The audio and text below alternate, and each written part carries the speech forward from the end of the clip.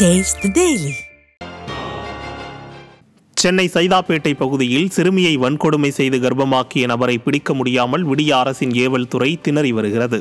சிறுமியை வன்கொடுமை செய்து கர்ப்பமாக்கிய சிசிடிவி டெக்னீசியன் ஆரிஃப் அகமது என்பவர் மீது போக்சோ வழக்கு பதிவு செய்யப்பட்டது. இதையடுத்து சைதாப்பேட்டையில் உள்ள கடையில் பணிபுரிந்த அவர் தலைமறைவாகியுள்ளார்.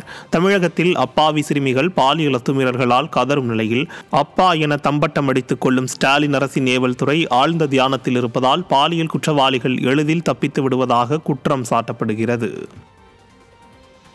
சேலம் மாவட்டம் தாரமங்கலம் அருகே பாட்டியை பாலியல் வன்கொடுமை செய்து கொலை செய்த பேரன் பிடிபட்டார்.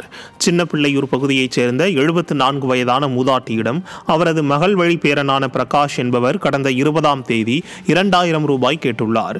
அதனை தர பாட்டி மறுத்ததால் அவரை பாலியல் வன்கொடுமை செய்து கொன்றுவிட்டு திருச்செந்தூர் முருகன் கோயிலில் மொட்டையடித்துக் கொண்டு பெரியேரிப்பட்டி பகுதியில் இருந்த நிலையில் பிரகாஷ் பிடிபட்டார்.